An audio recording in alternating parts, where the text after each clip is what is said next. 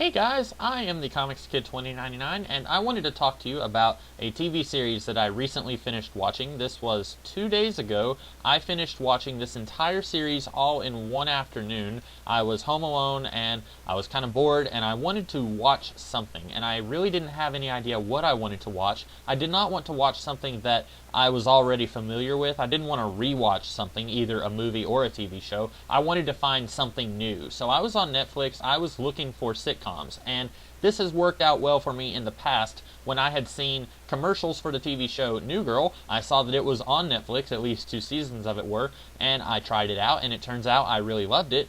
And so I was looking for something to kind of recapture that magic again, but with a brand new show. And I found this show, Friends with Benefits. This show only lasted 13 episodes. If I'm not mistaken, it was on either ABC or NBC. I don't remember which network it was on. I want to say it was NBC. And this show has nothing to do with the movie called Friends with Benefits, although it is a similar premise. When you have a phrase like this that is part of popular nomenclature, naturally it's going to make its way around, and it's going to be the same sort of thing every time you see it. So the movie Friends with Benefits, which I have not seen, I think that's the one with Justin Timberlake and Mila Kunis. That's basically a story where these two people, they are tagging each other, and then slowly they fall in love with each other, even though at first that was not what they had going on. Eventually that's kind of what it turns into.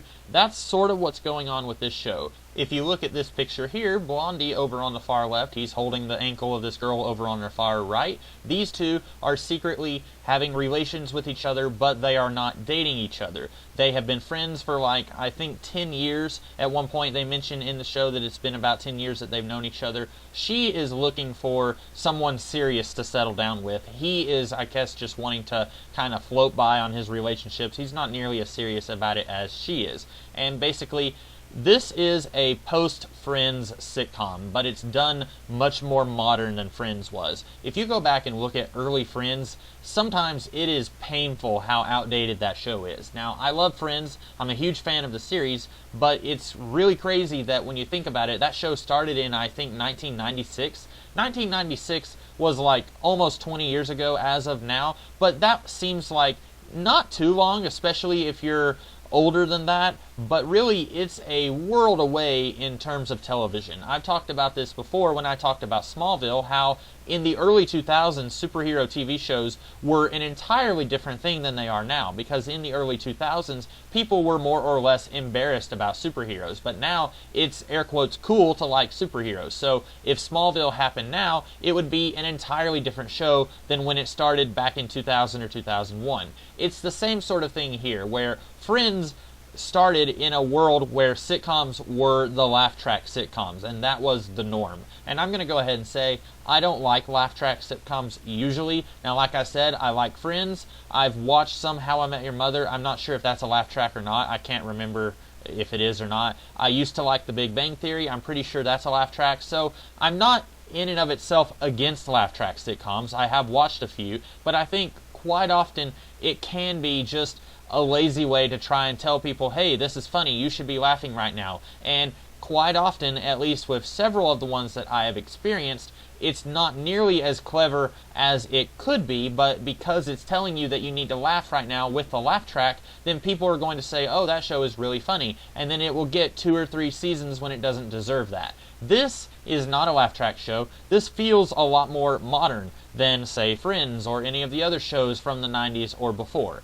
And in a lot of ways, this is very much like Friends. It's considerably more, air quotes, mature, because there's a lot more blatant sex going on. After all, in the title, it is Friends with Benefits, whereas in Friends, yeah, they were sleeping around with each other some, but it wasn't quite as in your face about it as this show is. But even so far as the model of the show, it feels very much like these guys were looking at Friends and trying to kind of copy that and try and mine the success of Friends, even though this show started in 2011, so this would have been, I guess, about 5 years after Friends was canceled, or rather, Friends ended. But you've got your alpha couple, that would be the guy on the left and the girl on the right, and then you've got your beta couple, which would be the girl on the left and the guy on the far right, and then you've got the token black guy who doesn't have nearly as much to do as the other 4 guys. And in a way, that also reminded me of New Girl, where you had Winston, and at first he was basically the straight man of the apartment, but then as the series progressed, he started to be goofier and goofier goofier.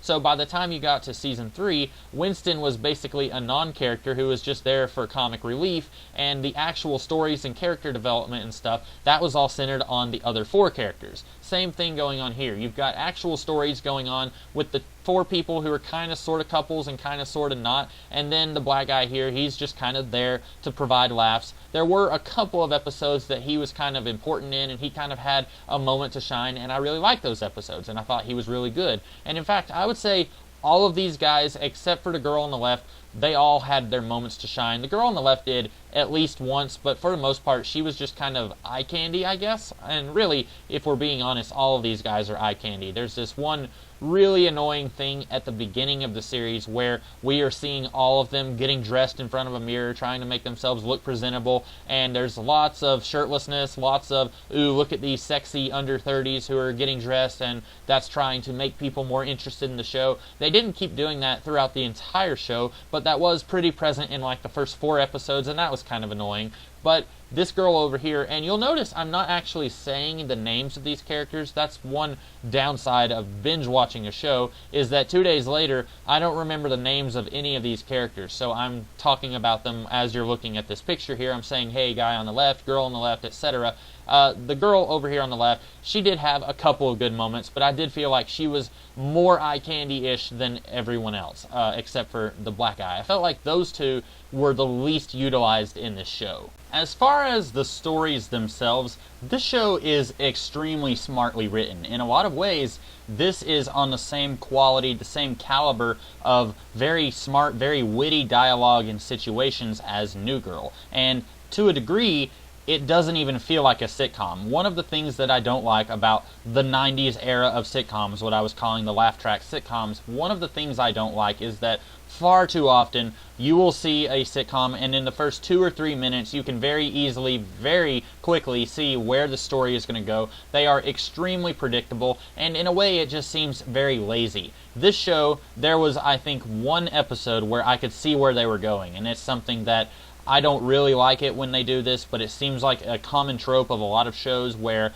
you've got the girl over here on the far right, she's dating this guy, and then the guy over here on the far left, he's in love with her, and he doesn't really like the guy that she's dating, and then he doesn't really trust their friendship, and he's saying, baby, you have to tell me, be honest, do you 2 have a history? And then she lies about it, and then he comes in and kisses her. It's pretty predictable. I feel like I've seen that kind of story several times before. Maybe I haven't seen it as much as I think that I have, but that was really the only episode here, the only story rather, that I out and out did not like. Every other episode here, they will start with a plot, and you might be thinking, okay, I can see where they're going here, and then they will zig in a completely different direction, and almost always I was laughing out loud multiple times in every episode. This is a genuinely funny show, and if you are looking for something new to watch, and maybe you haven't heard of this show, I would definitely recommend that you watch this. There is one thing that you should keep in mind. If you are watching this on Netflix, or really, if you're watching this anywhere, I watched it on Netflix, so that's what I'm talking about.